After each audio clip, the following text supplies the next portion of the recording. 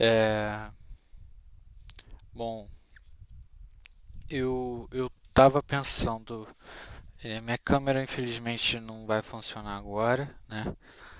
Mas eu tava pensando em gravar depois para começar, onde eu ia fazer só uma pequena revisão para depois esclarecer e fazer um vídeo, mas eu acho que vai demorar muito, então acho que eu já vou começar a fazer o vídeo. Infelizmente eu não vou estar com a minha câmera aqui, mas então vamos lá. Bom, é, isso aqui basicamente eu vou começar a postar vários vídeos aqui no canal, onde eles são de estudos e atualizações sobre o meu projeto. E a primeira coisa que eu vou trazer é uma revisão de capítulos do livro sobre o pangenoma, em relação ao conceito de pangenoma para bactérias, certo? Eu estou abordando o capítulo 2 e depois vai vir o capítulo 3. Vai ser primeiro esses dois vídeos, porque são os que eu revisei. Eu já li o capítulo 1 também, mas ele é mais introdutório, é onde ele apresenta de onde veio o conceito do pangenoma, como surgiu, e enfim. É, eu ia começar depois, mas acho que eu vou começar a gravar depois para mostrar todo o capítulo 2, mas acho que vai ficar muito grande, então eu já estou começando a gravar aqui meio que no meio. Eu estava fazendo a revisão, eu vim, eu meio que já falei isso aqui tudo já, mas ainda tem bastante coisa, então, é, então, então tem muita coisa ainda, então acho que não daria muito tempo. Bom, aqui vou só falar algumas um pequeno resumo das coisas que eu já falei, certo? A gente falou do desafio do que é falar da existência de uma espécie bacteriana, né? Que existem algumas características que fazem com que alguns conceitos que são contrários à genômica, à genética de eucariotos. Então, isso faz com que exista um problema em relação à definição do conceito de uma espécie, certo? Para bactérias. Então, a gente falou sobre isso. Depois, a gente falou algumas abordagens que são utilizadas na bioinformática para definir uma espécie bacteriana, algumas abordagens pragmáticas que elas vão se basear em limiares de sequência, como por exemplo a análise de Yanni e a análise com base na comparação de sequências do D6S-RNA, mas que essas abordagens elas apresentam algumas limitações e depois isso foi falado. E depois a gente também fala das abordagens filogenéticas, que elas também são bem importantes, elas ajudam a esclarecer, mas ela também tem as suas limitações. Então, essas abordagens em si, elas não vão trazer um conceito teórico e sólido sobre um modelo de especiação, de criação e definição de espécies para bactérias. E aqui a gente vai falar sobre algumas partes teóricas sobre o conceito e a criação de espécies para bactérias, certo? A gente falou o primeiro, que é uma estrutura teórica, que é o modelo ecótipo estável, que ele é um modelo que ele basicamente, de forma muito geral, de forma muito resumida, ele diz que o nicho ele vai meio que moldar as bactérias para que elas tenham um genótipo bem sucedido para se adequar ao nicho, fazendo com que indivíduos de uma espécie perdem a sua diversidade para que eles tenham um genótipo coeso. Todos os indivíduos eles sejam geneticamente coesos, onde eles vão ter características de um genótipo bem sucedido para a adequar aquele nicho, fazendo com que eu tenha uma seleção periódica que faz com que essa diversidade existente entre uma espécie se perca até que sobre indivíduos que são geneticamente coesos e definindo assim como uma espécie. E um evento de especiação seria a capacidade de uma colonização de um novo nicho e assim é, essa liagem ganha a capacidade de colonizar um novo nicho e assim a especiação vai ocorrer, a criação de uma espécie. Só que então, agora voltando, né, para onde eu estava, falando sobre a limitação existente dessa teoria e alguns pontos em que ela não faz sentido e alguns outros pontos que ela pode ser utilizada e aplicada. Então, o que acontece? E ela parece também ser uma teoria que ela foi adotada antes do conceito do pangenoma. Por quê? Porque a gente vê que indivíduos da mesma espécie apresentam uma grande variação em relação ao seu conteúdo gênico. Então, teoricamente, aí já cai por terra essa questão da seleção periódica de que essa diversidade ela seria perdida e onde sobraria indivíduos geneticamente coesos. Mas vamos ver. É, Então, ficou claro que o conteúdo genético em uma única cepa tipicamente, ela representa tipicamente uma fração muito pequena do repertório genético total de espécies, certo? Isso é uma questão que a gente viu do pangenoma, certo? Ah, então, aí foi o que falou aqui, ó. Isso implica que a coesão genética ela de espécies microbianas é verdadeira apenas para uma fração restrita, que é o genoma central, onde a gente viu que até certo ponto o 100 ele está certo, porque indivíduos da população de mesma espécie eles vão ter uma coesão em seu genoma central, mas não em todo o seu genoma, certo? Então a distribuição aí fala aqui. A distribuição de vários genes acessórios entre cepas que compartilham o genoma central altamente conservado não pode ser facilmente reconciliada com o 100. Então, é isso. O 100, né, o modelo teórico de diacótipo estável, ele é até o genoma central. Para genes acessórios, ele não faz muito sentido. Embora que muitos desses genomas acessórios eles sejam elementos móveis, né? Que são compartilhados, mas ainda assim ele não abrange. Porque os genes acessórios eles contribuem para a colonização de diferentes nichos, o que implica que o ganho e a perda desses genes podem favorecer a capacidade de uma cepa colonizar um novo nicho. Então, aqui levanta uma questão interessante. Por quê? Porque a gente viu que no modelo ecótipo, uma nova especiação é quando uma cepa ela tem a capacidade de adequar um novo nicho. Então, se os genes acessórios eles contribuem para a colonização de diferentes nichos, e se uma cepa ganhar ou perder esses genes, isso pode fazer com que uma cepa, se perder um gene ou ganhar outro, ela pode simplesmente virar uma nova espécie ou se tornar uma outra espécie existente simplesmente por ganhar um novo gene. E isso não faz sentido, que é o que ele fala aqui, ó. Isso levaria à conclusão perturbadora de que uma dada cepa poderia frequentemente mudar de membro de espécie ao ganhar ou perder um conjunto específico de genes acessórios. Como cada genótipo virtualmente contém seu próprio conjunto de genes acessórios, cada cepa poderia ser atribuída a um ecotipo diferente e poderia ser vista como sua própria espécie. Então, em um cenário muito extremo, no entanto, não explicaria por que muitas cepas bacterianas apresentam um genoma central quase idêntico. Então, a gente vê que o 100 aqui, ele para genomas acessórios, genes acessórios, ele não abrange esse conceito. Ele não é interessante. Então, é o que fala aqui basicamente. Ó. Então, embora que o 100 ele não acomode facilmente a grande diversidade de acessórios, ele tem sido argumentado que a definição de ecotipo poderia ser mais flexível ao abranger múltiplos subnichos. Então, aqui a gente vê uma adequação é, a gente tenta ver uma adequação desse modelo teórico para, é, para, para se para se explicar sobre a diversidade e existência de genes acessórios nas bactérias que são relacionadas.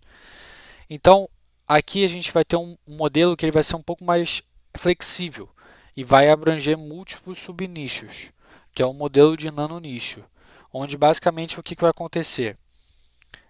Algumas linhagens elas podem adquirir alelos ou genes acessórios especializados em um subnicho, enquanto permanecem parte de uma entidade ecologicamente mais ampla. Então, o que vai acontecer?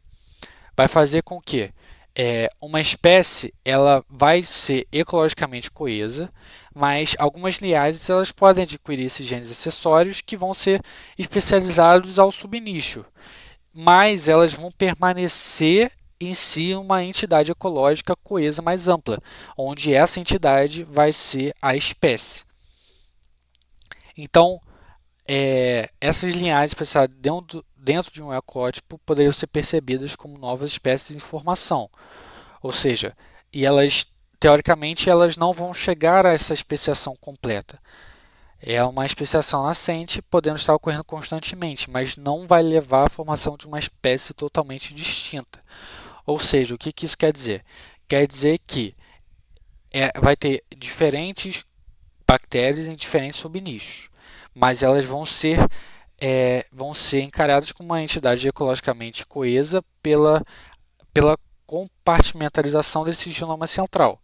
Mas elas estão em diferentes subnichos porque elas vão ter esses genomas acessórios especializados para se adequar a esse subnicho. E aí a gente pode considerar como sendo uma especiação em formação. Só que ela não necessariamente vai levar a essa especiação completa para formar uma espécie. Ela só vai se divergir, entendeu? Então, isso poderia potencialmente explicar a vasta diversidade de pangenomas em espécies bacterianas.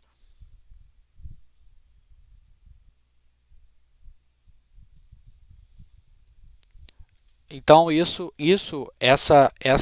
modelo teórico mais flexível agora pode agrupar, pode englobar o conceito dos genes acessórios e assim conseguir explicar a criação de uma espécie, certo? Basicamente isso.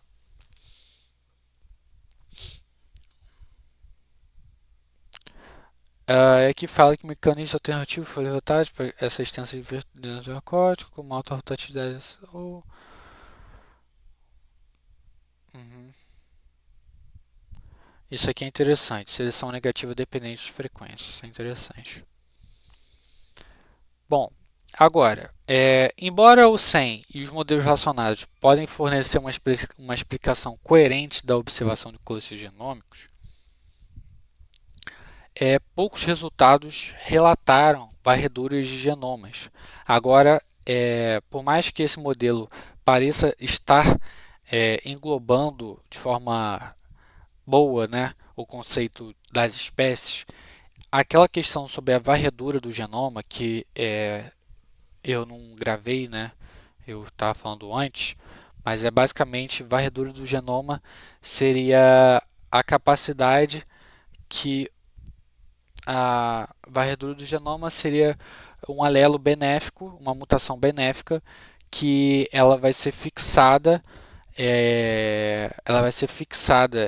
só que aí vai ser uma fixação do genótipo inteiro, né?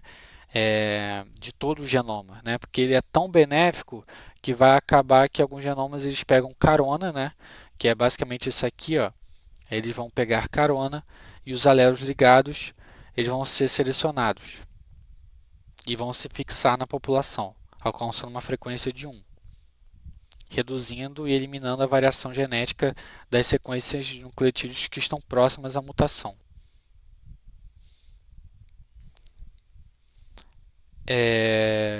Aí fala que a varredura do genoma ela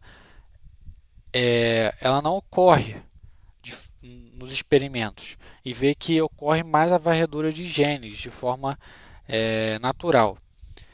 e esses resultados eles contradizem uma suposição feita pelo modelo ecótipo. Que aí aqui, o que quer dizer? Que a recombinação é insignificante em relação à seleção. Onde no modelo ecótipo a gente fala que a recombinação ela vai ser insignificante. Ela não vai ter um fator, ela não vai ter um fator contribuinte para a criação de uma espécie.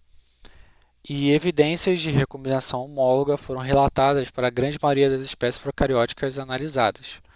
Ou seja, então a gente vê que a recombinação homóloga ela existe, né? Então é um outro contraponto aqui no modelo ecótipo.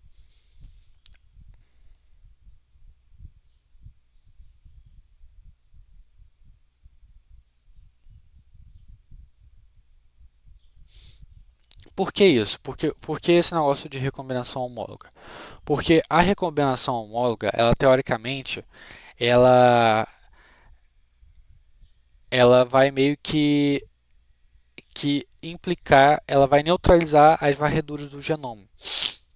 Que a recombinação é, homóloga é quando você tem um DNA que ele vai sofrer uma recombinação com base na semelhança, na homologia das sequências. E isso vai fazer com que, teoricamente, você não tenha, você ocorra uma recombinação e uma divergência nos genótipos e faz com que não ocorra essa fixação, entendeu? Impeça que a fixação do genótipo ocorra, certo? Então, se você não consegue ocorrer essa fixação, então o modelo ecótipo estável ele morre por si só, entendeu? Só que aqui a gente vê é, que por mais que exista evidência de que a recombinação homóloga exista, para a maioria não implica que as taxas de recombinação homóloga sejam autossuficientes para neutralizar as varreduras, ou seja, para neutralizar a seleção e a fixação de um genótipo em uma população. Então, uma métrica mais pertinente consiste em comparar a taxa de recombinação pela seleção, que é a razão RS, ou seja, recombinação e seleção. Se a seleção for esmagadoramente forte em relação à recombinação, espera-se que o genoma selecionado alcance a fixação antes que os alelos vantajosos sejam transferidos para outros genótipos, ou seja, que aquele genótipo ele seja fixado na população antes que ele seja transferido e sofra recombinação e se perca, de forma que a divergência, a diversidade de forma que a diversidade ela aumente, entendeu? E faz com que não se tenha um genótipo bem sucedido e único uma para um subnicho, entendeu? Então, basicamente, se a seleção ela for muito forte, esse genótipo ele já vai ser fixado na população, fazendo com que toda aquela população se transforme naquele genótipo, entendeu? Fazendo com que se crie uma espécie coesa. É basicamente isso.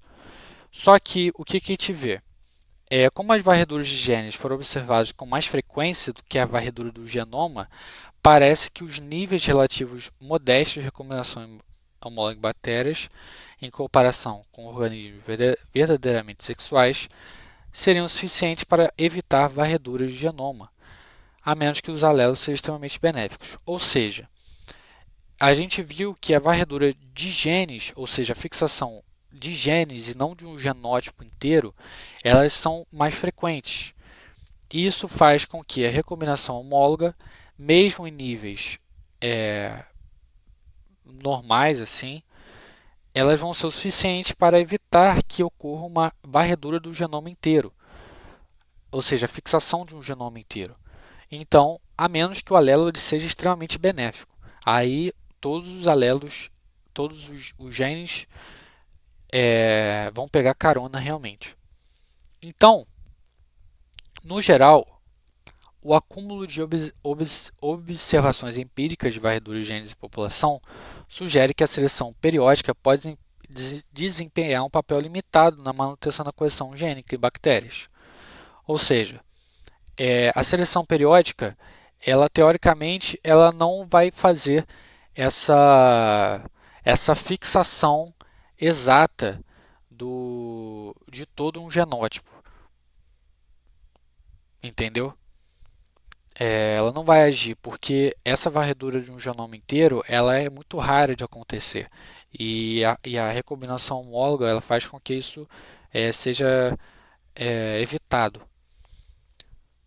No entanto, o 100 ele continua relevante para espécies efetivamente clonais, que ela, por elas ser clonais, vão ter taxas muito insignificantes de recombinação. Então, então, para populações efetivamente que são clones uma das outras, o 100 ele até que ele se aplica e é suficiente para explicar. Então, uma dificuldade inerente do 100 e outras definições baseadas em ecologia em geral é a dificuldade de obter conhecimento preciso da ecologia microbiana. Isso é interessante, por quê? Porque o 100 ele é um modelo de explicação que ele está totalmente relacionado à ecologia do nicho. Então você precisa ter todas as características do nicho que está sendo relatado. Só que isso, por uma série de implicações, não é feito por dificuldades. Então, aí tem uma sugestão que é a abordagem de uma ecologia reversa, que em vez de procurar as variantes genéticas responsáveis pela segregação ecológica, é mais relevante procurar os fatores ecológicos associados à segregação de genes alélicos ou acessórios.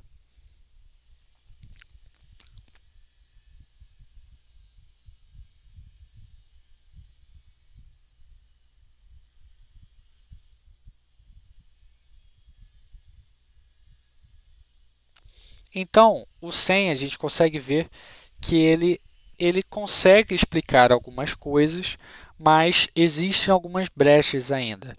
É, e a maior brecha está relacionada a principalmente as informações relacionadas à ecologia, né? E também a questão da varredura dos genes e a questão da recombinação homóloga. A varredura do genoma inteiro é visto em que faz com que a seleção periódica ela tenha um papel limitado para a manutenção da coesão genômica e assim a definição de espécies ainda permanece um pouco obscura. Obscura não. A definição de espécies permanece um pouco confusa. Bom, voltando então, agora a gente vai falar sobre uma outra base teórica que tenta explicar melhor a criação e a definição de espécies para bactéria. Tá. Então, o que vai acontecer aqui? O conceito de espécie biológica. Então, vamos voltar um pouco e falar sobre qual que é o conceito de uma espécie biológica. Os organismos sexuais eles vão se envolver em recombinação meótica, certo? A cada geração. E isso mantém a coesão genética de espécies. E isso é encontrado, né, na natureza para animais e plantas, onde os organismos que eles fazem sexo eles vão se envolver na meiose, certo? E isso vai fazer com que se tenha uma coesão genética em uma comunidade, certo?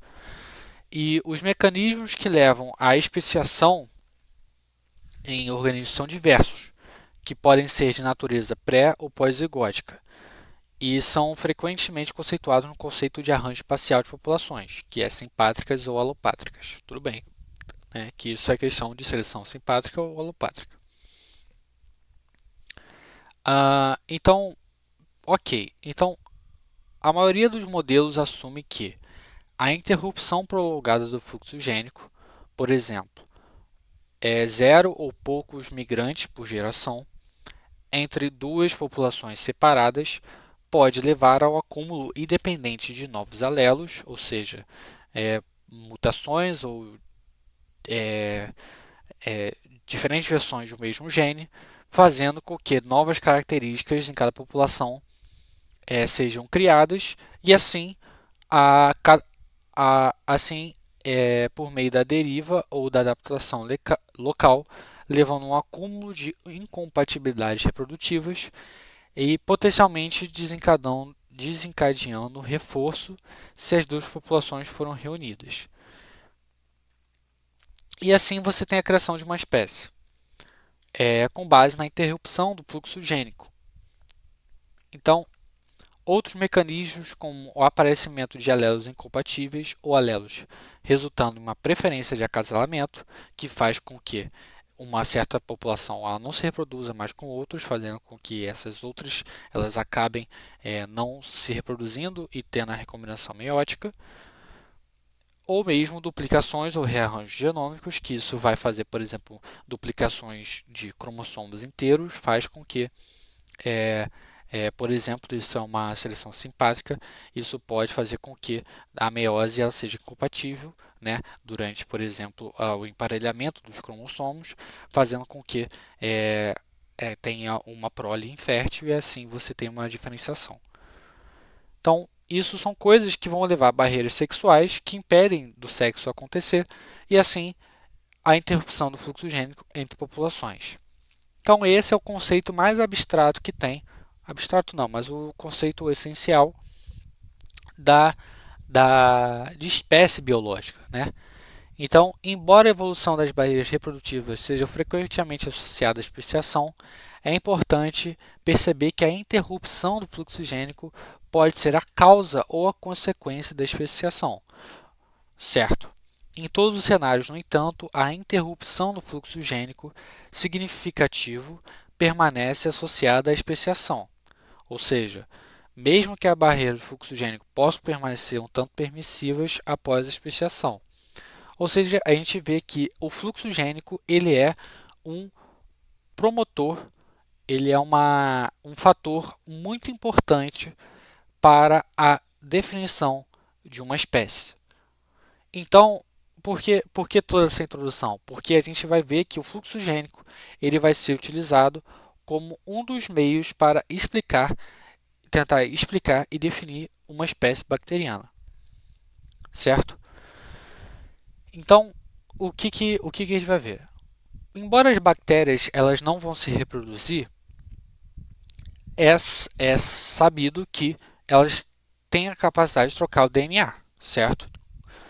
Como o fluxo gênico é um fenômeno comum entre plantas e animais, bem como bactérias, isso abre a possibilidade de definir espécies bacterianas com o mesmo padrão.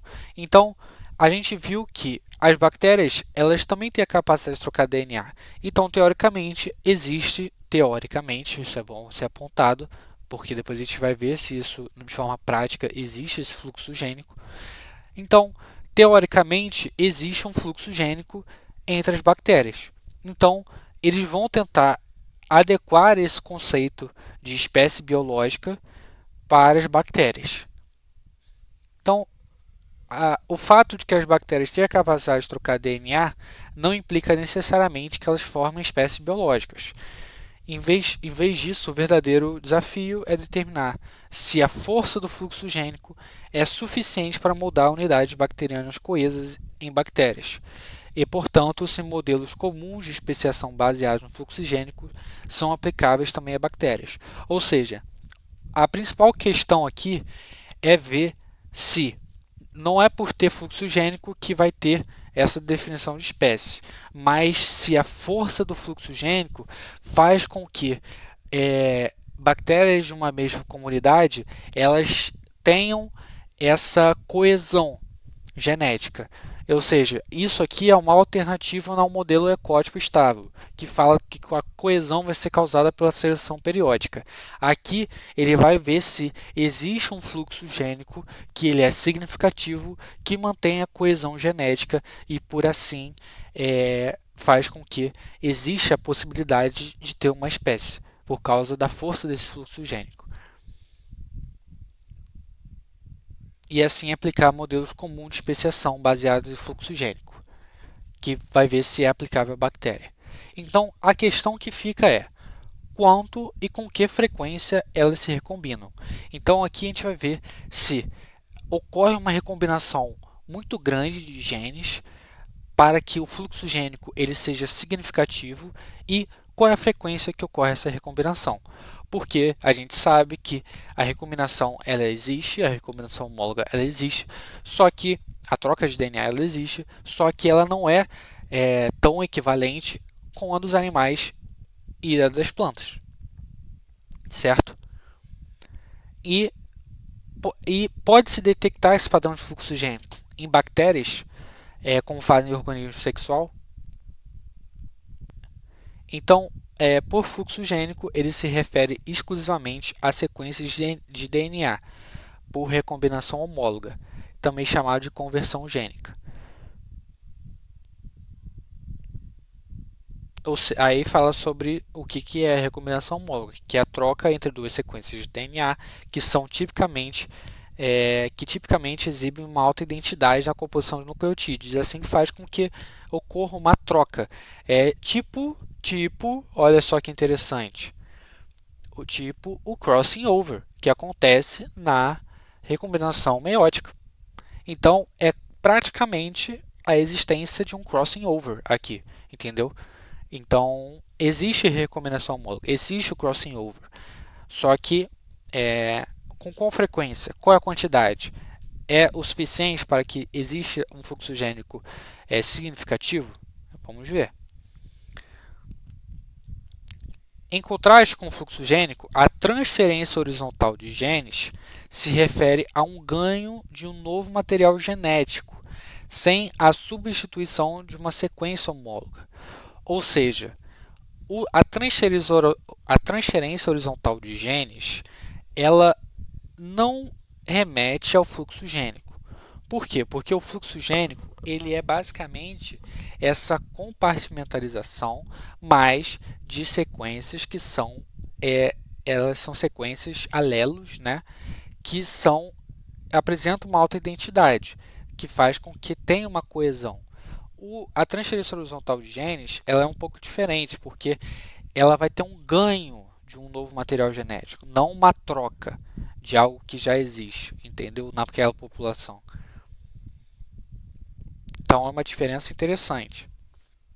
Essa diferenciação semântica permite a distinção de segmentos gênicos de genes homólogos que são trocados, ou seja, fluxos gênicos, versus novos genes que são ganhos, que é no HGT, que é na transferência horizontal de genes. Então, essa distinção permite a diferenciação do resultado da transferência de DNA, que é a substituição homóloga ou ganho de DNA, mas não envolve necessariamente mecanismos moleculares diferentes, pois o HGT pode envolver recombinação homóloga entre regiões que flanqueiam a sequência trocada. Isso é realmente. Se você tem uma sequência trocada, você pode ter uma recombinação homóloga nas regiões que são flanqueadas desses genes. Entendeu?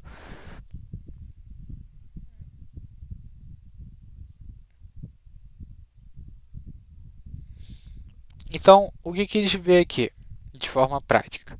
Dois estudos independentes examinaram uma gama relativamente grande de espécies e chegaram à conclusão que somente uma pequena proporção, menos de 15% das espécies analisadas, não mostraram sinais fluxogênicos. Então, de forma prática, a gente observa que existe de forma significativa a existência de fluxo gênico em espécies. De fato, números semelhantes foram estimados por vírus e há evidências crescentes que a grande maioria dos organismos celulares e acelulares se envolvem no fluxo gênico. Então, de forma prática, a gente consegue observar que há existência de fluxo gênico, sim, nas espécies. Então, teoricamente, a gente consegue aplicar o conceito biológico de espécies com base no fluxo gênico em bactérias.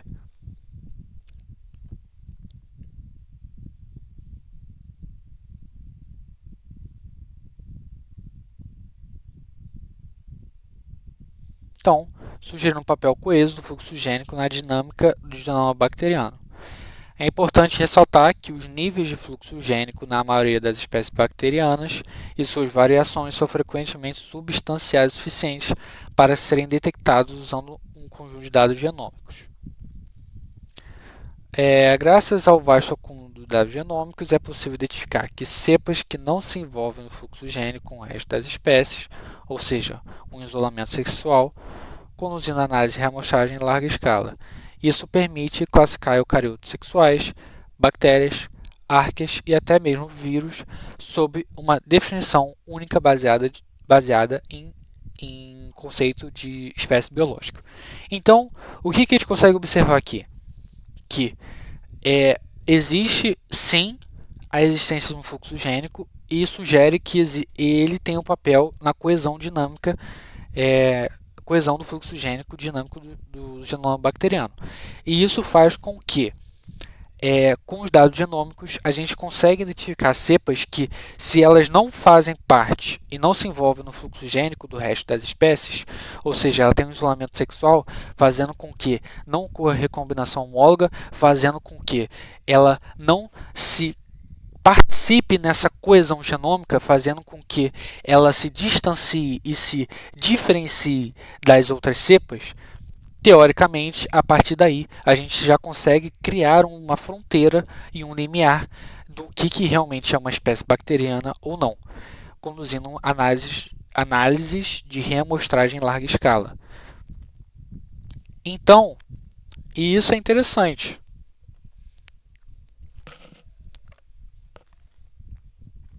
porque, ao contrário da seleção periódica, que fala sobre a varredura de um genoma inteiro, na prática a gente viu que isso não acontece.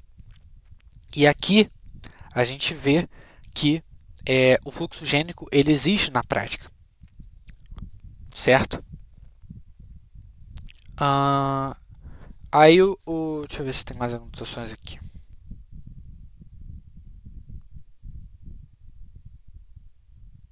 Tá. Tá. Aí a delimitação de espécies com base no fluxo gênico ela é mais trabalhosa. Aí aqui fala do seu modelo prático do que a Giane, porque requer a identificação do genoma central ou parte dele para a amostragem do genoma testada e estimativas de distância ou topologias de árvore e potencialmente a realização de análises de reamostragem.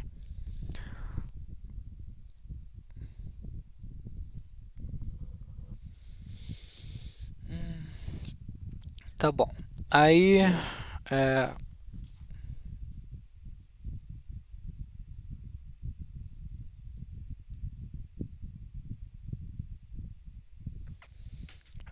como as bactérias elas podem ganhar genes de outras espécies por meio de HGT, tem sido argumentado que as bactérias podem não se encaixar numa definição de conceito de espécies biológicas, em comparação aos organismos verdadeiros sexuais.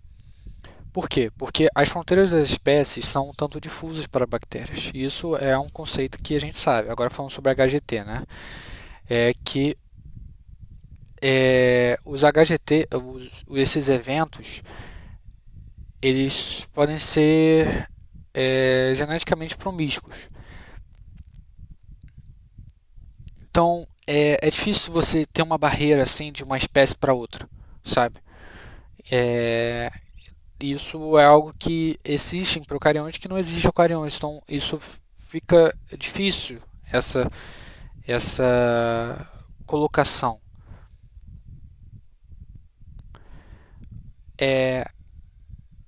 O fluxo gênico entre espécies permanece muito raro quando se considera a escala de tempo geral da evolução dos procariontes.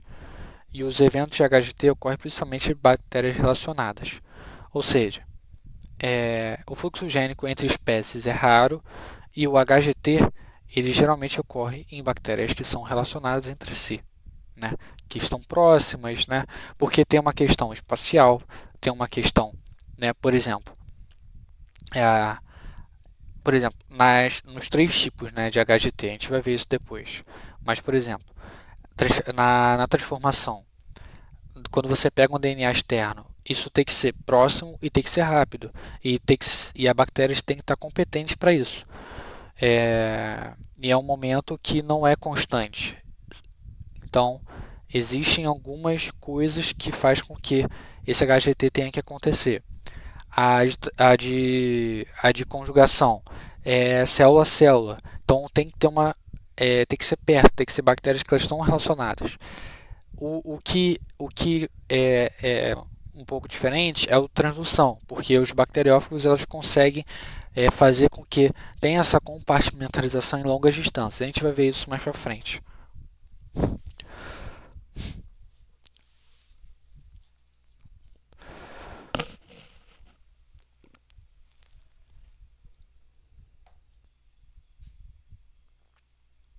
Bom, esse texto fala basicamente uma coisa que a introgressão e a classificação de liagens incompletas. Basicamente, tipo assim, se pode ocorrer esse fluxo gênico em espécies diferentes. E, e essa transferência de genes de uma espécie para outra, fazendo com que isso bagunce totalmente a fronteira de uma espécie. Só que aqui fala que esse processo ele não precisa ser prevalente o suficiente para confundir. Fornece alguns exemplos práticos de que existe uma fronteira, por mais que ela seja um pouco permeável, mas que esse fluxo gênico entre espécies ele é relativamente muito raro e que o HGT ele é de bactérias relacionadas. Então, ele não seria tão aplicável para fazer com que essas fontes externas, né, tipo outras espécies, transfiram genes para outra espécie, fazendo com que ela, né, ela, enfim, seja caia esse conceito, né? Então, aí aqui fala.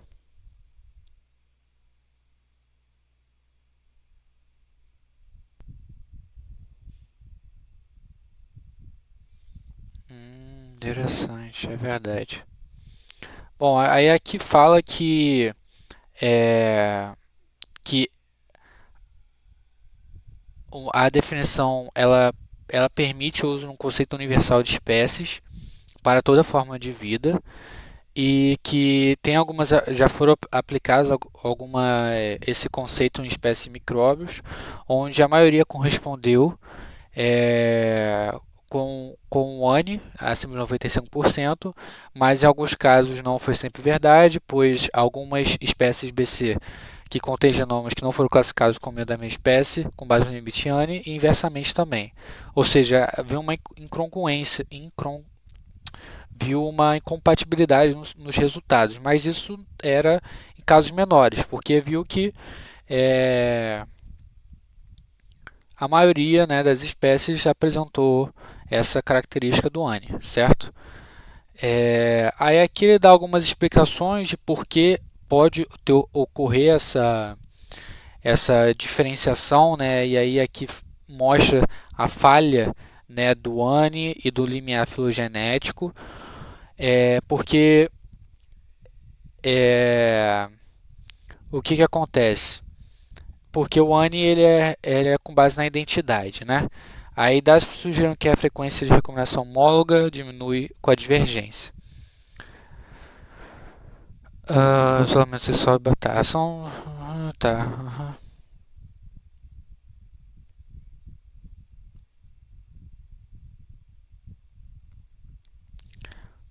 Tá, é que fala que, por exemplo, o fluxo gênico ele é detectado pela troca de polimorfismo.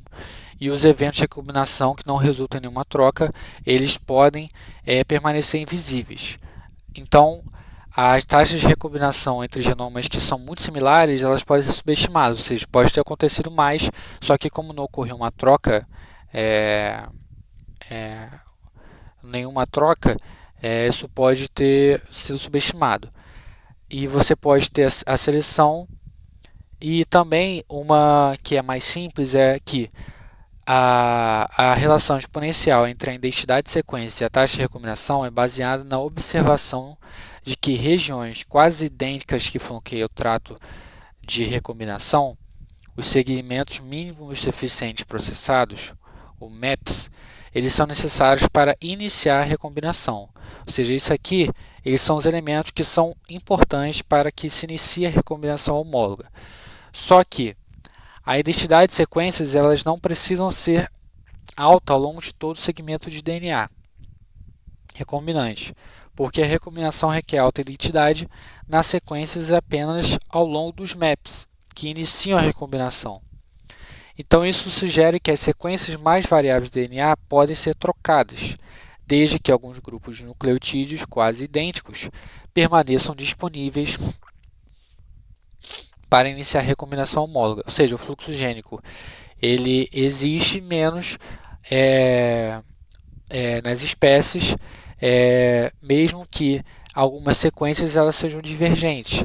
E isso faz com que o BCG ele possa ter algumas incongruências do ANI, porque o ANI ele vai agrupar aqueles grupos que eles são intrinsecamente idênticos, vamos dizer assim, né? Porque ele avalia toda a identidade, mas a gente vê que pode ter o fluxo gênico de sequências que são um pouco divergentes, não necessariamente que são idênticas, ela só precisa ter algumas partes que são parecidas, entendeu? Então, isso faz com que elas podem ser consideradas sim da mesma espécie. Então, aqui ele prevê, eu vou parar aqui, depois eu continuo. Aqui, então, ele propõe um modelo misto, que é o que? O 100 e um modelo de evolução bacteriana semelhante ao BSC, eles não precisam ser fundamentalmente opostos. Aqui o que ele vai falar? Um modelo semelhante é incapaz de definir fronteiras de espécie para espécies clonais. Ou seja, o conceito de espécies biológicas, ele, pela própria definição, ele é incapaz de definir fronteiras de espécies clonais. Por quê? Porque, pela própria definição, porque aqui não ocorre recombinação homóloga.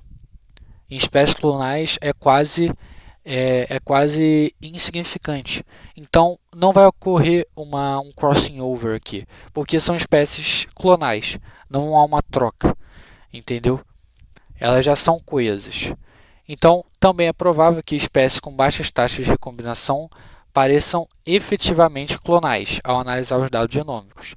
O que significa que o BSC falhará em delimitar espécies com precisão. Então, para espécies clonais, ele vai falhar, não vai ser bom para delimitar espécies. Para esses clados, o 100 ele parece ser uma força mais pertinente para manter a coesão genética e, portanto, mais apropriado para definir as fronteiras dessas espécies. O fato de que muitos poucos estudos relataram a varredura dos genomas em relação de genes sugere a prevalência e a importância da recombinação em bactérias e implica que a vasta maioria das bactérias, das espécies bacterianas, elas podem ser definidas pelo BSC devido a baixo encontro de evidências de varredura de um genoma completo. Então, ambos os modelos poderiam, portanto, ser integrados para definir espécies, o 100 para clonais e o modelo semelhante ao BSC para as espécies efetivamente sexuais. Uma distinção fundamental entre os dois modelos é que o 100 é inerentemente centrado na ecologia, enquanto a evolução bacteriana baseada em BSC não envolve necessariamente mecanismos ecológicos. Entretanto, o processo de especiação por meio de colonização de novos nichos assumidos pelo 100 também podem levar à especiação em BSC. Então, a gente vê que a gente consegue fazer um modelo misto para as diferenças, certo? Onde consegue se adequar a cada um. Entendeu? Bom, então é basicamente isso por enquanto. Depois eu vou falar nos processos de especiação para a manutenção, a ruptura da coesão. A gente vai falar dos processos neutros, da geografia, das barreiras que existem na recombinação, que é alguns sistemas imunológicos, vamos dizer assim, não é sistema imunológico, mas são sistemas de defesas que as bactérias têm, que podem fazer com que exista uma divergência nas sequências e fazer com que essa recombinação genética, esse crossing over, por exemplo, não aconteça, e assim você tem uma barreira no fluxo gênico, e assim você tem uma faz com que não exista uma coesão genética, e assim você tem a criação de novas espécies através de CRISPR, muitas coisas. A seleção como um fator também. Vamos falar a integração e o HGT também, e também um resumo. E aqui é depois falar sobre as fronteiras de espécies e as fronteiras do pangenoma, certo? E a coesão do core pangenoma.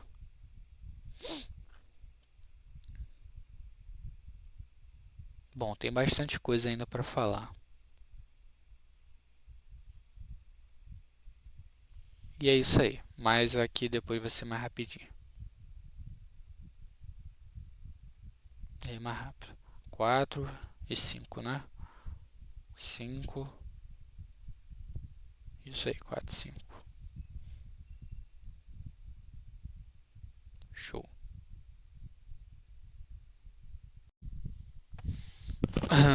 Bom, então voltando aqui. Passou um dia, na verdade. Eu tinha que ter voltado antes, mas enfim. Bom, então vou falar agora sobre a parte de especiação da manutenção à ruptura da coesão genômica. Então aqui ele vai trazer algumas opções, na verdade, de processos que eles vão estar atrelados a como que vai impactar nessa manutenção e, e como que vai ocorrer a ruptura dessa coesão. É, Então aqui ele vai falar primeiro dos processos neutros, né? Que aqui o que ele basicamente fala?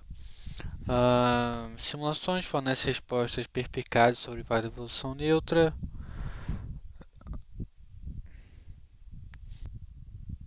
Bom, então basicamente o processo neutro, ele seria a evolução neutra que vai estar relacionada a mudanças genéticas que ocorrem de forma aleatória. Só que elas não são impulsionadas pela seleção natural. Porém, não é sustentado que esse processo neutro ele promova a especiação, porque esses grupos emergentes eles vão ser extintos pela deriva genética antes que se diferenciem o suficiente para formar barreiras efetivas do fluxo gênico. Então aqui basicamente tenta ver se, por exemplo, processos neutros eles podem estar atrelados à criação da especiação. E viu que não, porque é um processo lento, que é com base em algo em aleatório, que é muito demorado e que essa diferença ela seria eliminada pela deriva. Então não iria fazer uma barreira efetiva de um fluxo gênico, certo?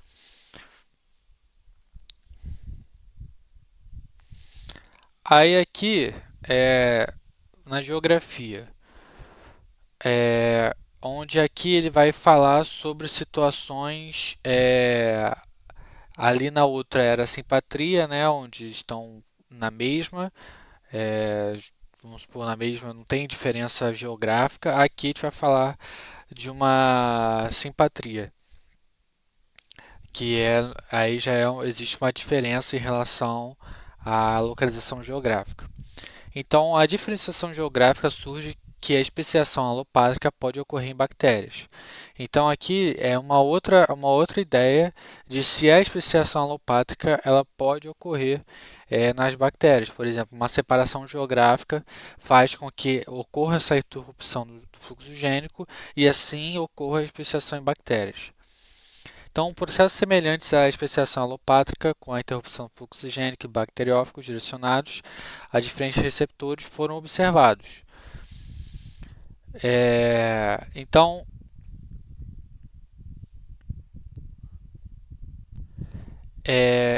acredita-se que exista, principalmente relacionado à interrupção de fluxo gênero bacteriófagos, só que ainda é um pouco difícil visualizar porque sabe que é, existem espécies que abrangem grandes distribuições continentais e oceânicas e podem permanecer geneticamente coesas. Então, tipo, elas estão bem longe de forma geográfica, mas elas podem ainda ser consideradas a mesma espécie.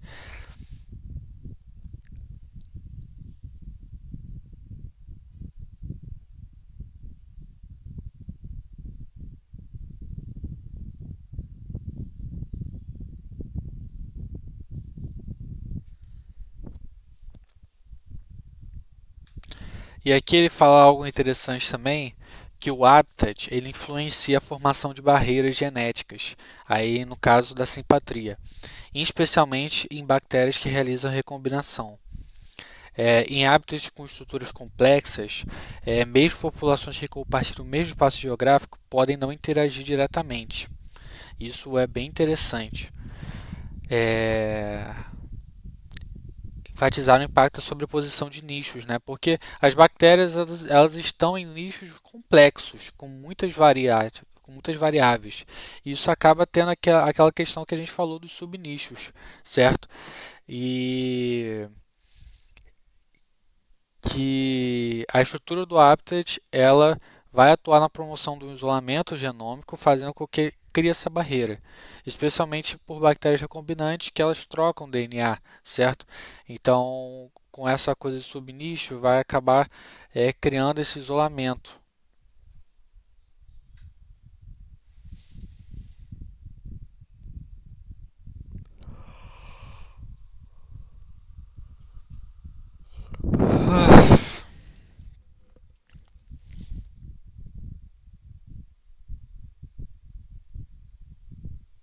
Certo.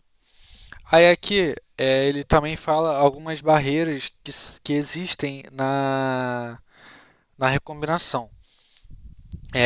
Aqui basicamente é um longo texto que fala sobre alguns sistemas de defesa da bactéria que ela tem contra ao DNA por CRISPR-Cas, por sistemas de restrição de modificação, tem outras várias coisas aqui.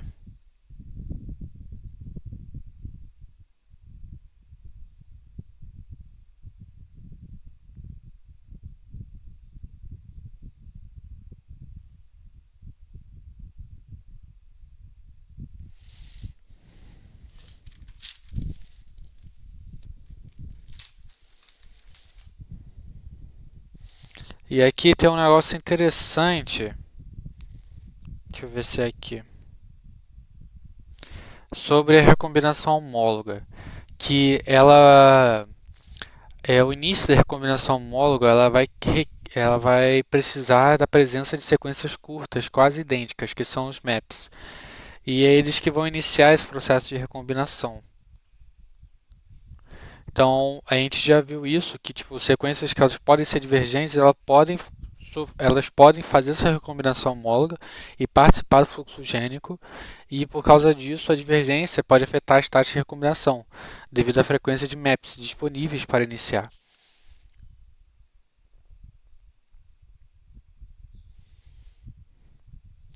Então, tem bastante coisa.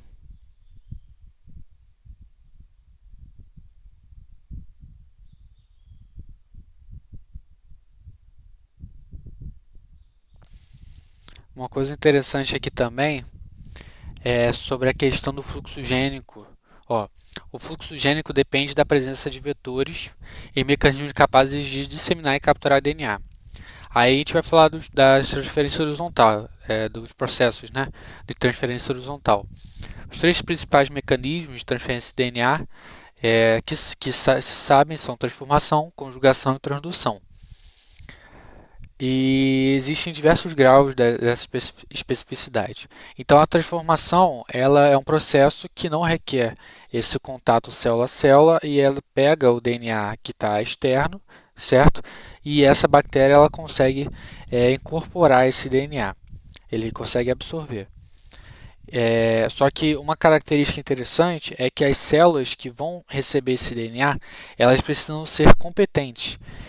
E poucas bactérias são conhecidas por se envolverem naturalmente nesse processo. Ou seja, não é um processo que todas as bactérias fazem, é pouco conhecido e não é totalmente do nada que isso vai acontecer. A bactéria ela faz essa transformação quando ela entra num estado competente. O que seria isso? Ela vai ativar uma série de mecanismos, expressar alguns genes para ter algumas enzimas que vão estar atreladas à ligação e à incorporação desse DNA. Então, ela entra num estado de competência para esse processo. Não só porque tem um DNA ela vai conseguir, ela precisa estar num processo de competência. Ó, então aqui a gente vê algumas bactérias envolvidas, como Neisseria, elas requerem a presença de sequências específicas de captação de DNA ou de sequência de sinal de captação.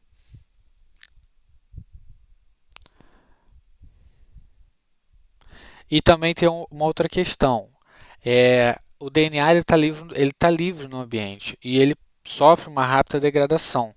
Então, esse mecanismo ele requer uma proximidade entre as células, sugerindo que a transformação pode apenas mediar o fluxo gênico entre populações simpátricas. Ou seja, a transformação ela pode participar, ela pode ser um agente do fluxo gênico em populações que elas estão juntas, no mesmo local. Por quê? Que é simpátrica, né? Que compartilham a mesma pátria, assim, estão no mesmo local. Porque se fosse alopátrica seria impossível, porque ela tem que estar muito perto mesmo e para que consiga fazer essa absorção.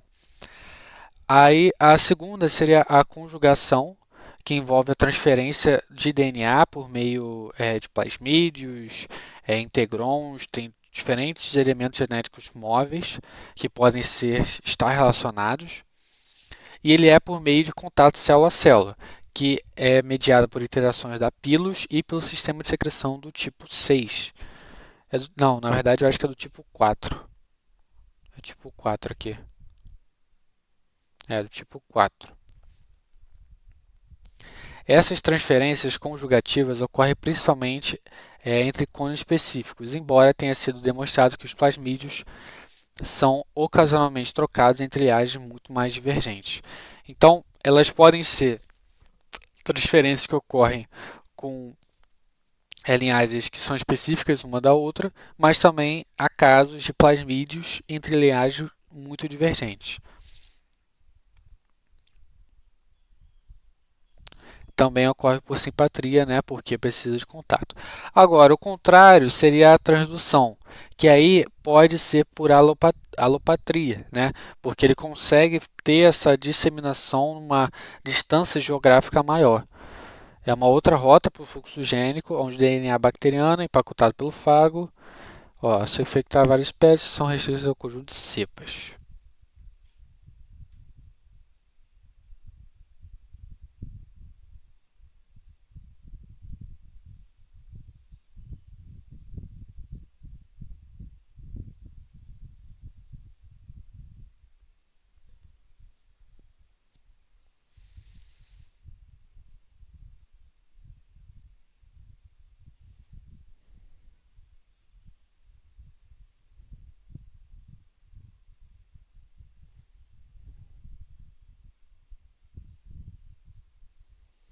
É verdade.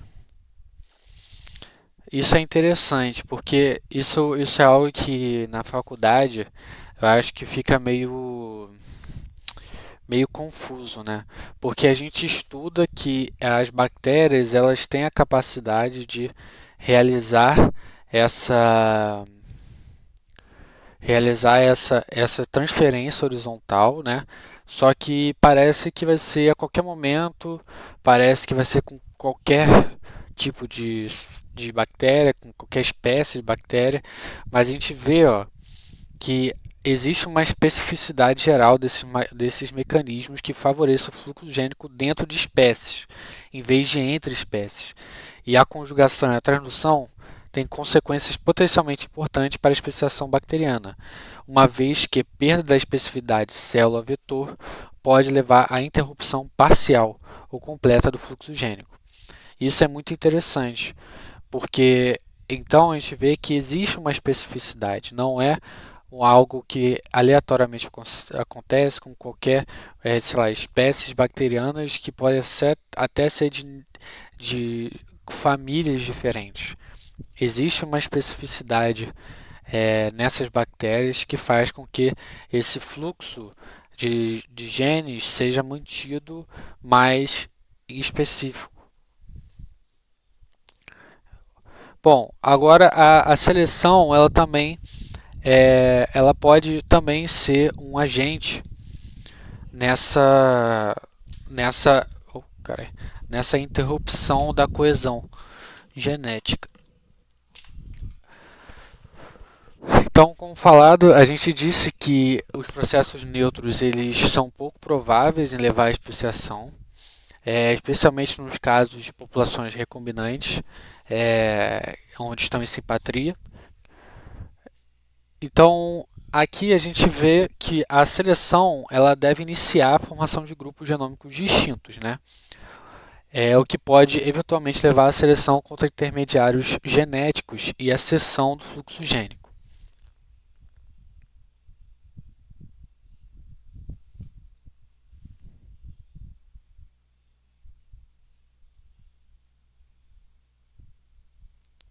Então, como que isso acontece?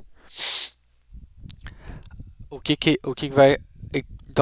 vai acontecer? Acredita-se que a especialização ecológica seja uma força forte que leva à especiação, uma vez que as espécies nascentes apresentarão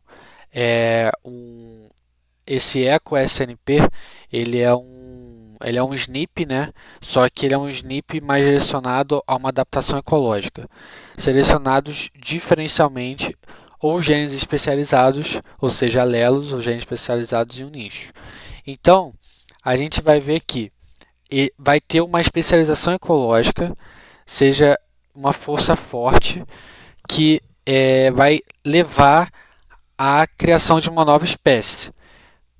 Então, essas espécies emergentes elas vão apresentar características, né, genes acessórios, mudanças que estão relacionadas à ecologia, que vão fazer que ele seja especializado para aquele nicho e assim criar uma nova espécie. E isso é um pensamento, né, que ele é muito presente no modelo do modelo ecótipo estável, né? Que essa mudança de nicho para adaptação, ela é um agente para a criação de uma nova espécie, já que a seleção periódica para aquele nicho ela não vai estar mais presente, certo? É meio que isso. Aí o que a gente vê? Que algumas simulações mostraram que a especiação simpátrica é mais provável quando menos locks são necessários para a especiação e quando a recombinação é reduzida.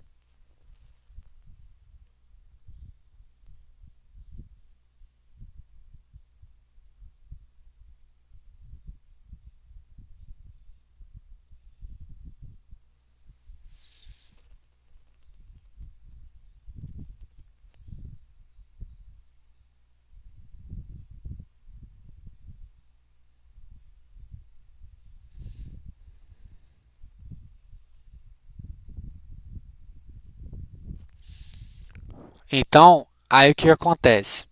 Aí, à medida que duas populações se tornam cada vez mais diferenciadas, espera-se um acúmulo de substituições. Espera-se que o acúmulo de substituições reduza o fluxo gênico devido à interferência epistática, que é aquela característica, né, de um gene afetar a expressão basicamente do outro. Então, o que vai acontecer aqui? Essas bactérias elas vão se especializar, essa especialização ecológica, onde elas vão ser selecionadas, certo? E aí, à medida essas populações elas vão começar a se tornar cada vez mais diferenciadas, ao ponto que esses acúmulos de substituições eles vão reduzir o fluxo gênico devido a essas interações entre genes e, de forma muito semelhante, ter as incompatibilidades desse nome aqui que é difícil. Deixa eu ver aqui.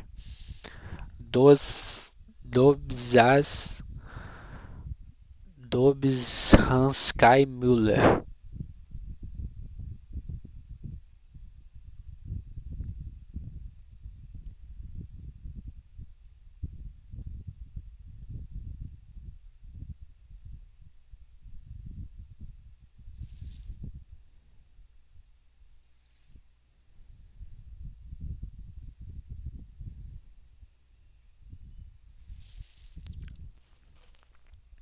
Então, de fato, muitos lotes de genomas coevoluem juntos e, por exemplo, complexos de proteínas centrais, como complexos de tradução, transcrição e replicação, e requerem interações entre muitas proteínas centrais que coevoluíram juntas, o que poderia explicar por que esses genes raramente são trocados por HGT entre espécies, ou seja, a hipótese de complexidade.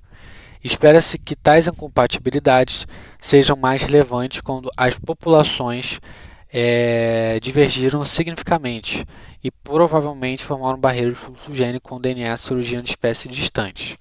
No entanto, é possível que essas interações epistáticas selecionadas negativamente também contribuam para o isolamento de populações mais recentes divergentes.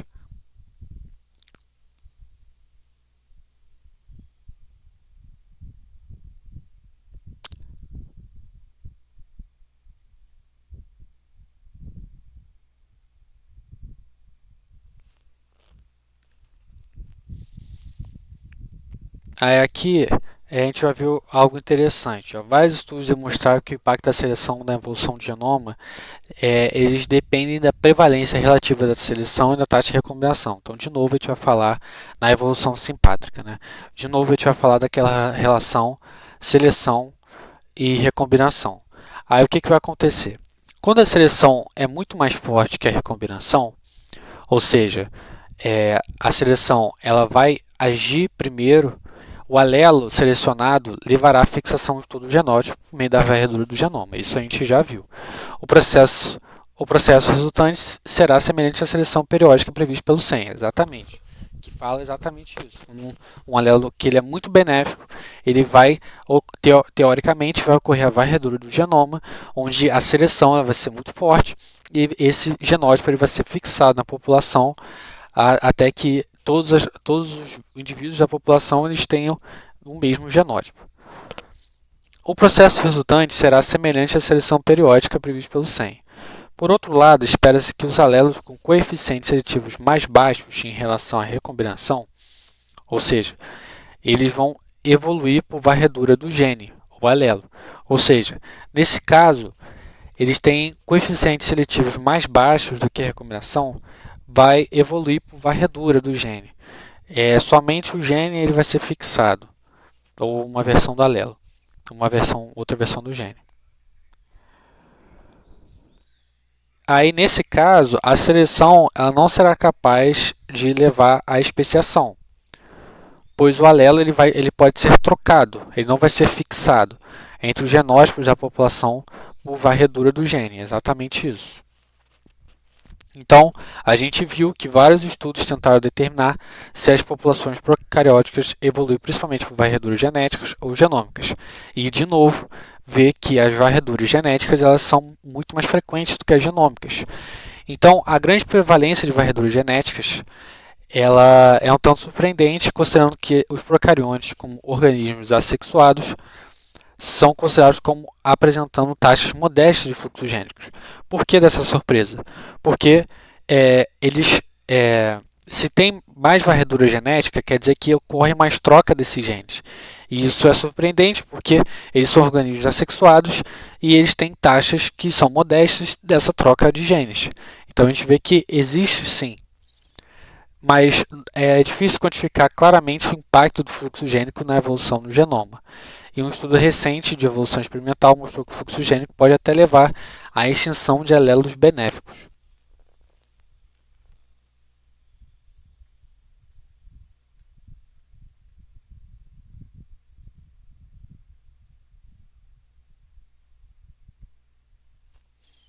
Bom, uma outra questão aqui que é interessante é a parte de introgressão e HGT de espécies externas. Por que isso é interessante? É que,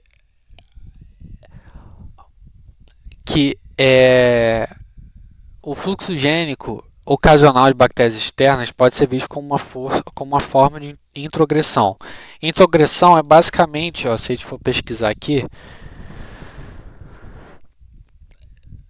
transferência de genes de uma espécie para outra através de cruzamentos repetidos entre um híbrido e sua geração original. Isso aqui não é, mas é basicamente a transferência de um gene de uma espécie para outra.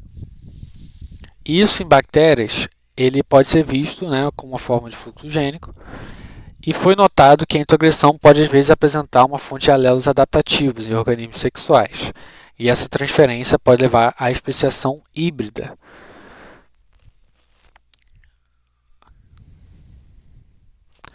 Mas a importância desse processo precisa ser mais explorada, e fez um estudo, ó, comparativo com a evolução de duas espécies do gênero Campylobacter, que uma foi Jejuni e outra Coli, e elas viram uma evidência de introgressão. Embora esses resultados possam levar à completa desespeciação de duas linhagens, deve-se notar que a transferência de DNA é assimétrica, onde um clado, o Coli, ele ganhou mais alelos de Jejuni, mas outros clados de Coli não. Ou seja, nem todos os clados da espécie Coli ganharam os alelos de Jejuni.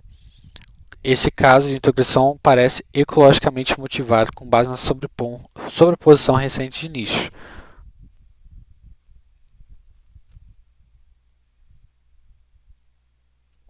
Então, acredita-se que a introgressão pode levar a esse caso de especiação híbrida, né? Então, semelhante à introgressão, o ganho de novos genes de especiação distintas por transferência horizontal oferece outro meio de colonizar novos nichos por meio da adaptação ecologicamente orientada, exatamente. A aquisição de genes resistentes a antibióticos, por exemplo, constitui um caso bem documentado, mas muitos outros exemplos foram relatados. Foi demonstrado que HGT, em vez de duplicação, desempenha um papel predominante na introdução de novos parálogos. São genes que não tiveram a mesma origem evolutiva e que desempenham funções parecidas, certo? No pangenoma de espécies procarióticas. Embora esses genes frequentemente venham de espécies relacionadas devido a incompatibilidades genéticas, esses genes adquiridos podem mediar a colonização de novos nichos e podem potencialmente levar à especiação orientada pela ecologia. Entretanto, como observado acima, os genes acessórios não estão funcionando de forma estável a um determinado genótipo e tendem a ser frequentemente trocados entre linhagens de uma determinada espécie, indicando que eles não necessariamente impulsionam a formação de entidades ecologicamente especializadas distintas. Então, o que fala aqui? A gente vê que a introgressão e a transferência de espécies que são diferentes, ela ocorre pela introgressão, mas é algo assimétrico e pode ocasionar especiação híbrida. E também ocorre a transferência de genes de espécies distintas, certo? E que ela está relacionada na adaptação orientada de um nicho ecológico evolutivo, entendeu? Mas é que ela como isso está atrelado aos genes acessórios, né? E eles são frequentemente trocados, eles não estão no genoma de forma estável. Então, teoricamente, eles não vão impulsionar a formação de entidades ecologicamente especializadas distintas, porque eles não vão ficar no genoma, entendeu? Ao ponto de que vai fazer com que aquele indivíduo seja totalmente diferente, porque ele pode perder. Então, ele não pode ser um agente formador de novas espécies, só um agente de especialização e adaptação a um ecótipo. Então, de forma muito resumida, o que a gente tem? Entre as forças que podem atuar na especiação, deve-se notar que processos neutros como dinâmica populacional e divergência de sequências, eles não levam à especiação em bactérias. Então, processos neutros, como por exemplo a divergência de sequências, elas não vão levar a uma força para a especiação.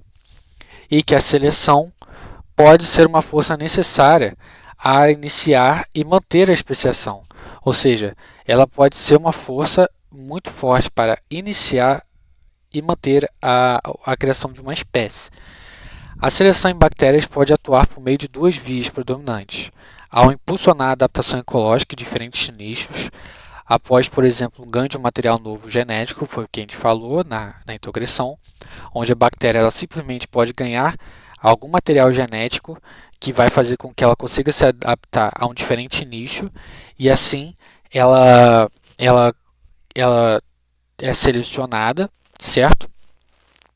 Isso pode interromper o fluxo gênico e assim criar uma nova espécie e ao impedir o fluxo gênico em populações devido à presença de incompatibilidades genéticas, como diferentes sistemas RM, especificidade do vetor e epistasia negativa.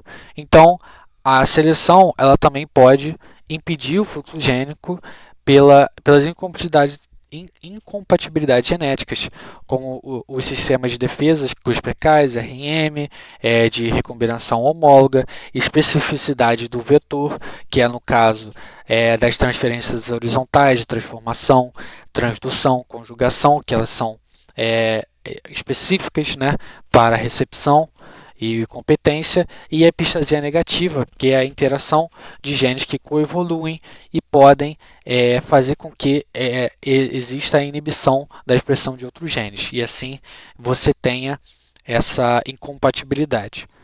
Então, outros fatores como dinâmica populacional e alcance geográfico, eles vão ter impacto também na especiação, embora sua contribuição ainda relativa precisa ser decifrada com melhor precisão. Então, no geral, o modelo de especiação baseado em BSC e procariotos também dependeria de processos ecológicos e de seleção, conforme hipotetizado pelo Sen, exatamente. Porque se a gente viu que a força que vai levar à especiação, ela é a seleção, então, no caso, baseado no conceito, né, de espécies biológicas, os procariotos eles vão também depender dos processos ecológicos de seleção, como hipotetizado pelo Sen. Entretanto, uma grande diferença com o Sen é que o modelo de especiação procariótica baseado no conceito de espécies biológicas prevê que eventos de especiação podem ser impulsionados por incompatibilidades genéticas e não precisam ser sistematicamente adaptativos e ecologicamente orientados. Então, a gente vê que esses dois modelos eles são interessantes, eles têm ideias que eles são parecidas. A gente vê que a seleção aqui ela é um forte promotor, tanto na adaptação de um nicho, e aí vai ter um ganho de novo material genético, e também quanto na presença de compatibilidades genéticas, que vai fazer com que não necessariamente ele vai ter que, por exemplo, uma bactéria se adaptou ao novo nicho e aí ela vai ser uma outra espécie. Então, esses dois casos são vistos, são relatados, então ainda é confuso. Parece que existem os dois, né? Mas é interessante, é bem interessante ver como que isso é feito. Bom, então aqui, para finalizar, a gente vai falar das fronteiras do que define as espécies e as fronteiras do pangenoma. Então, a definição conceitual da espécie ela vai ter consequências diretas em relação à definição de pangenomas. Porque o pangenoma está relacionado a todo o conteúdo gênico, todos os genes que estão relacionados ou presentes em uma espécie. Então, se a gente não tiver uma definição conceitual boa de espécies, até onde pode ser o tamanho do pangenoma, o que pode constituir um pangenoma de uma espécie, ele se perde. Então é exatamente isso. Ó, se espécies bacterianas foram definidas com base em critérios inconsistentes, não é possível comparar o tamanho de um pangenoma entre espécies e linhagens. Por exemplo, um caso de uma espécie ilustra um problema particularmente bem, né? É frequentemente estudado como uma entidade única, pois constitui uma única espécie com base em limiares de 16S rRNA, mas múltiplas espécies têm como bases em limiares em ANI. Então, o pangenoma foi estimado em atingir quantidade impressionante de 75 mil genes. Cara, é muito genes, muito genes. Ela deve ter um tamanho muito grande do seu pangenoma. Embora isso inclua cepas que apresentam menos de 70% de ANI. Então, a essa entidade corresponderia, na verdade, múltiplas espécies e até mesmo gêneros. Então, é, a gente vê que tem um tamanho de genes muito grande. Então, talvez essa diversidade que seja muito grande, talvez não seja múltiplas espécies, talvez tenha até gêneros diferentes ali.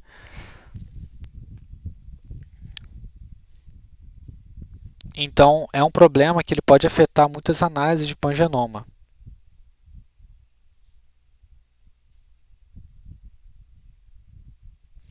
Então, estudo com foco na evolução de pangenomas bacterianos, eles devem ser baseados na delimitação rigorosa das espécies, uma vez que a classificação incorreta de um único genoma pode levar a superestimativas ou a subestimação drástica do tamanho do pangenoma de uma espécie. E isso é muito importante, porque saber se a espécie, se realmente ela é daquela espécie, pode influenciar muito a inferência que você vai dar para o pangenoma.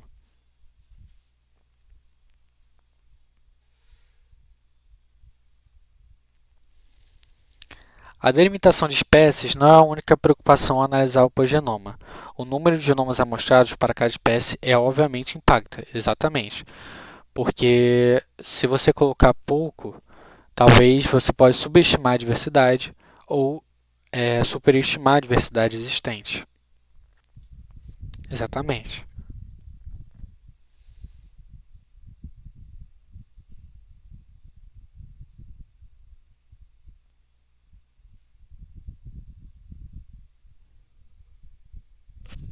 Análise de reamostragem.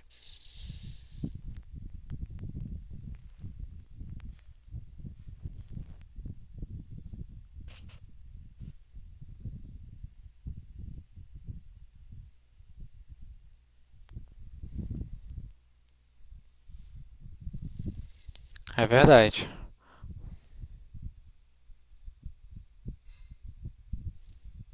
É verdade, isso aqui é muito interessante também. Ó.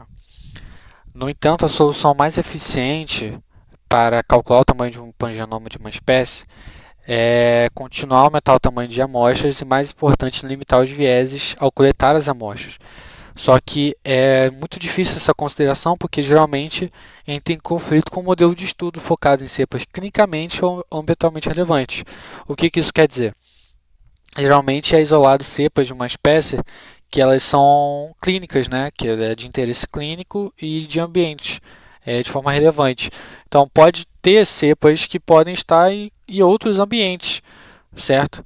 E também depende no ambiente que ela está, dos genes que estão relacionados a esse ambiente, pode influenciar no tamanho do pangenoma, entendeu? E na dinâmica evolu e, e na dinâmica dessas espécies, certo?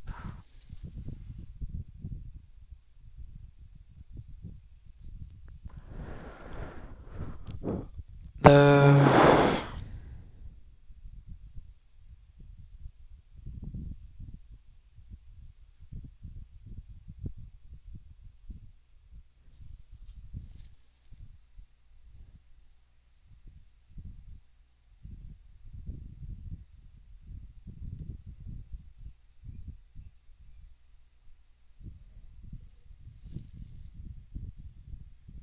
ó, isso aqui é interessante, ó.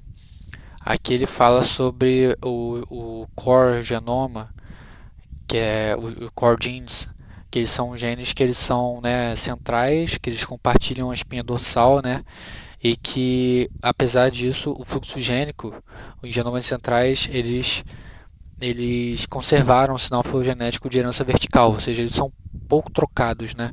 Então a gente consegue ter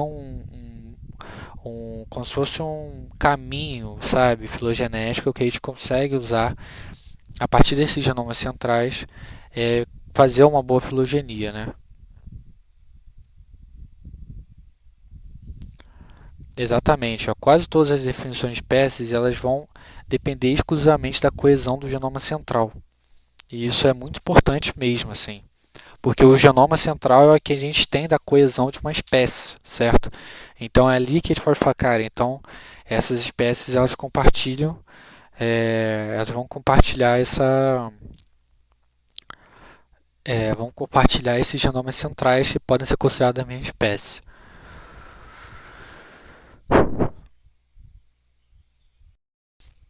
Isso aqui é interessante porque ele tenta fazer a filogenia, né, com base no pangenoma em si, né?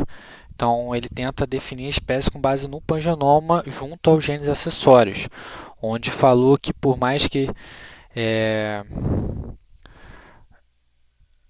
os genes acessórios tendem a ser encontrados em baixa frequência dentro das espécies, e isso exigiria amostragem profunda no genoma, embora cada vez mais espécies bacterianas tenham centenas ou milhares de genomas sequenciados. E também o fluxo gênico pode definir espécie biológica com base na troca de DNA.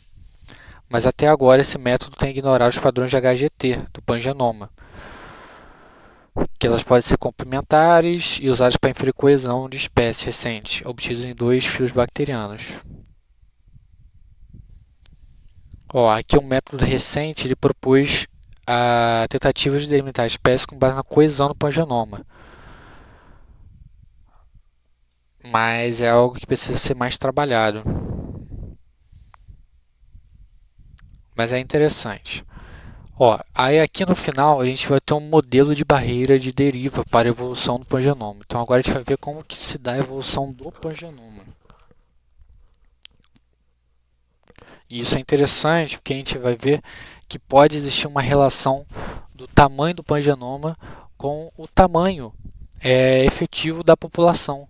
E isso é algo, cara, que se você consegue inferir linhas de raciocínio interessantes a partir do tamanho do pangenoma. Olha só. Uma definição de espécies baseadas em BSC é particularmente relevante para estudar a genética populacional. Sim. Vários parâmetros, como a taxa de recombinação, tamanho efetivo da população ou tamanho do pangenoma, são métricas que são tipicamente inferidas no nível de espécie.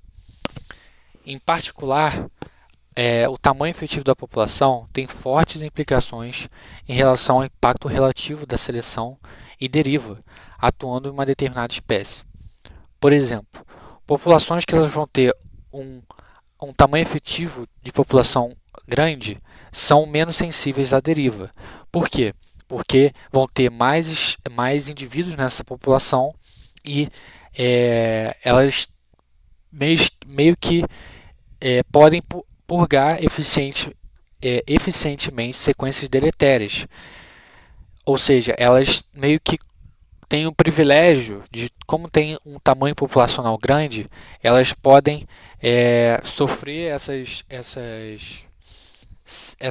diversidade de genes que eles são meio que deletérios, de forma que isso não vai impactar na população. Enquanto populações que elas vão ter um baixo tamanho populacional, elas não seriam tão eficazes em purgar mutações deletérias. Uma característica conferida por uma determinada variante evoluiria principalmente por deriva, ou seja, de forma neutra, quando o tamanho populacional fosse menor que 1, enquanto a seleção seria eficaz quando fosse maior, onde S representa o coeficiente de seleção de uma determinada sequência ou variante.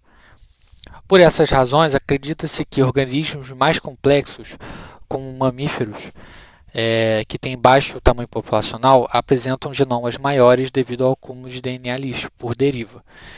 Ou seja, é, uma variante ela vai evoluir por deriva, entendeu? E elas não seriam selecionadas.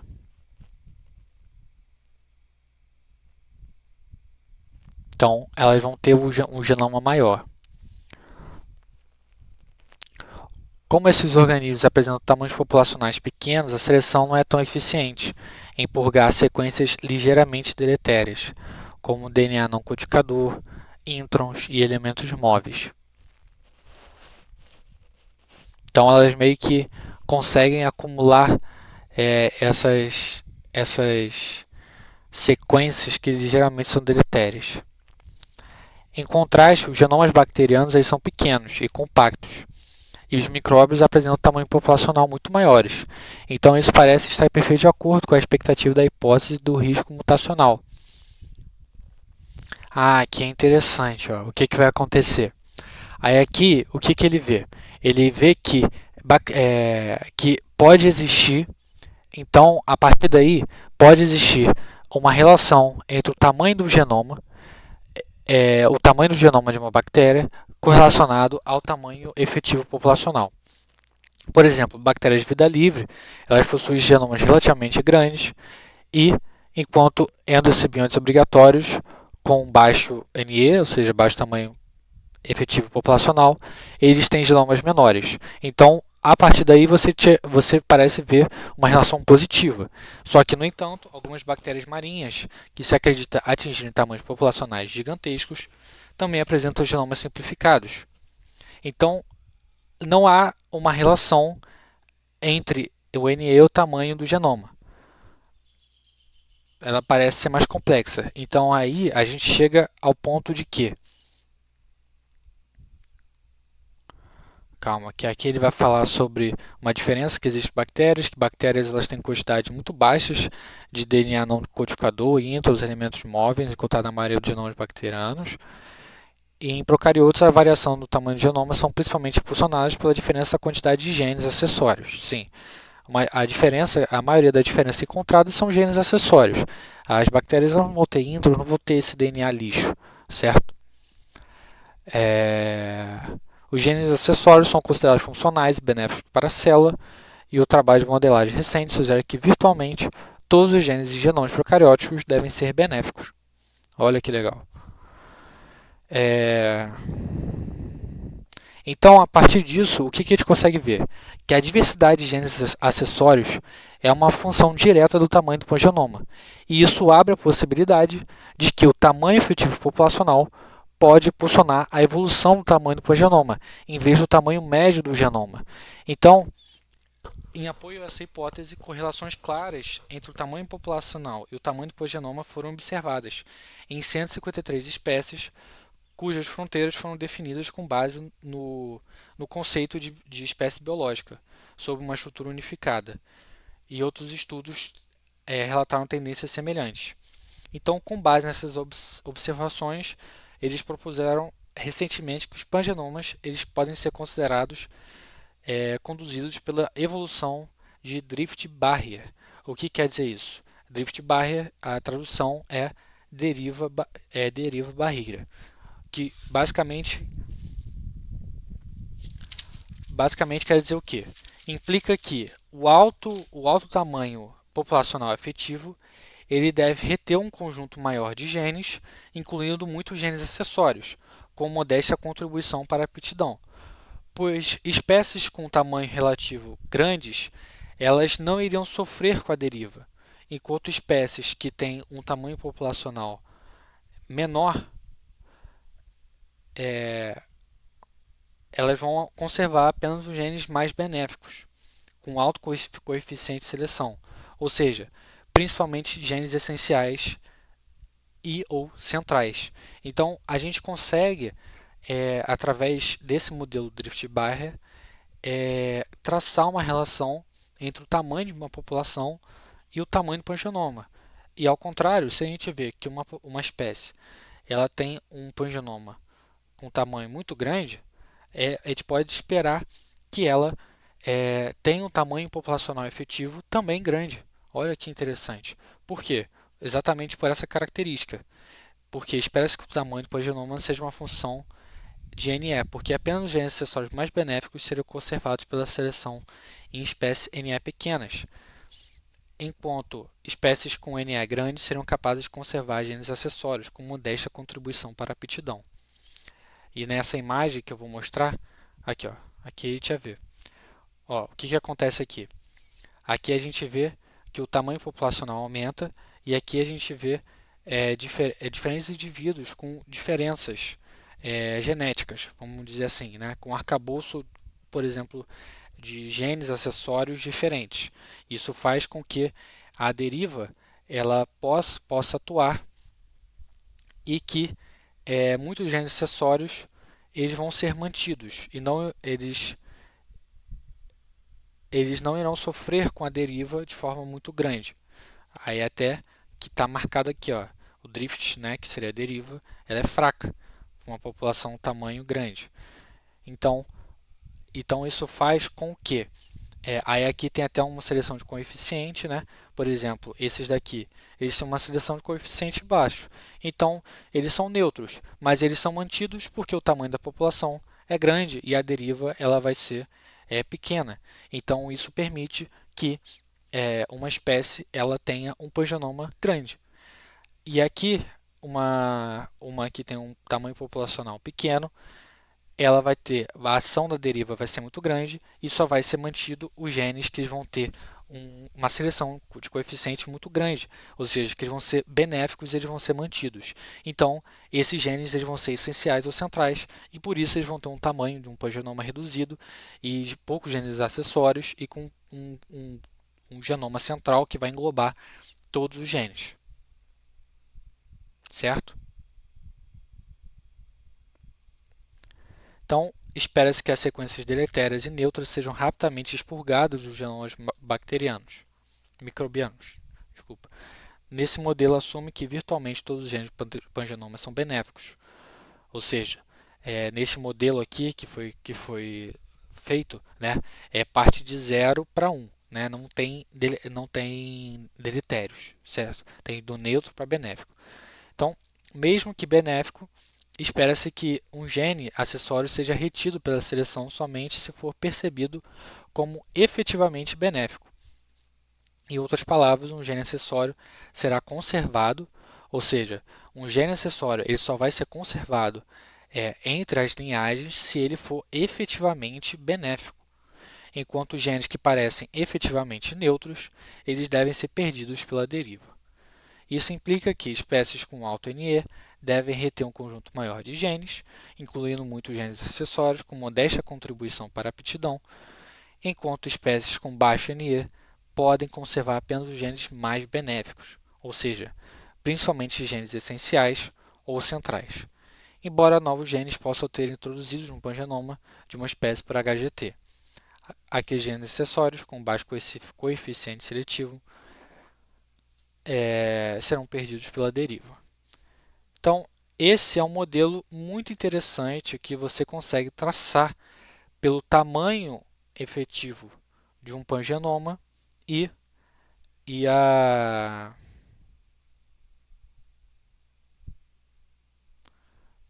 e o tamanho populacional efetivo de uma população.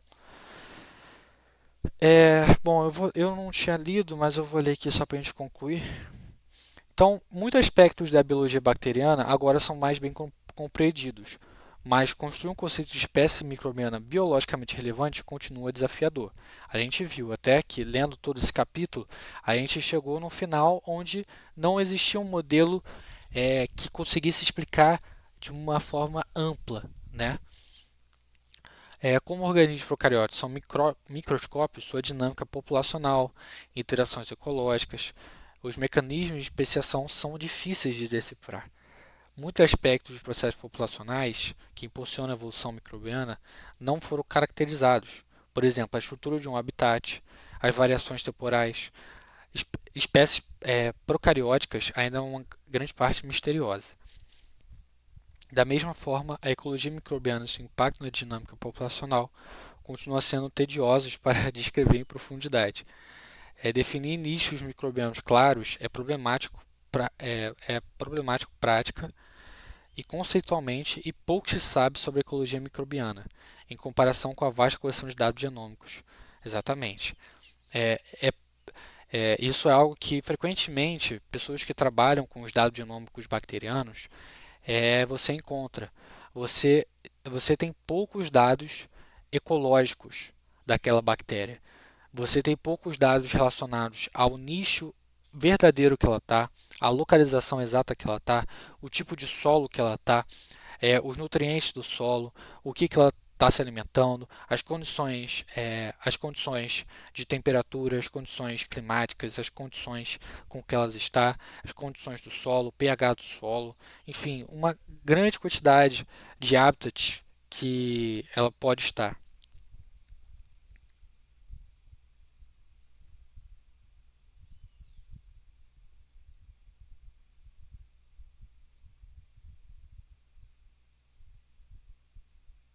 Então, a gente vê que da visão original de que bactérias são organismos puramente clonais, mais e mais evidências indicam que o fluxo gênico e a transferência horizontal de genes são autores chaves na evolução da maioria das bactérias e potencialmente atuam como grandes contribuintes para a especiação bacteriana. Abordagens computacionais são necessárias para caracterizar finamente o fluxo gênico, a fim de entender como as redes de rotas de DNA podem conduzir à coesão e à divisão genômica em espécies microbianas. Integrar esses diferentes aspectos da biologia bacteriana contribuirá para um conceito de espécie procariótica mais abrangente. Então aqui é um capítulo que foi muito interessante, muito legal de ler, que a gente vê as dificuldades que e os modelos propostos e a importância do fluxo gênico, como muitas outras coisas, quais são as barreiras que são impostas, qual é o modelo que pode ser imposto para explicar a definição de uma espécie bacteriana. Um está relacionado à parte ecológica, outro está relacionado à parte da inibição do fluxo gênico, né, no modelo de, no modelo de espécie biológica. Deixa eu só pegar aqui.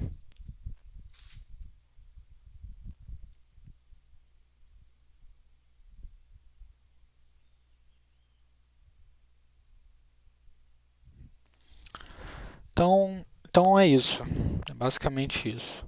Aí depois o próximo capítulo vai ser gravado. Eu vou ver se eu consigo colocar uma câmera. Só que eu vou ter que gravar. Tem que ver. Eu acho que eu vou colocar uma câmera para ficar mais explicadinho. E é isso. Aí o próximo vai ser, opa, a parte de genomas acessórios. Deixa eu ver se ele está aqui.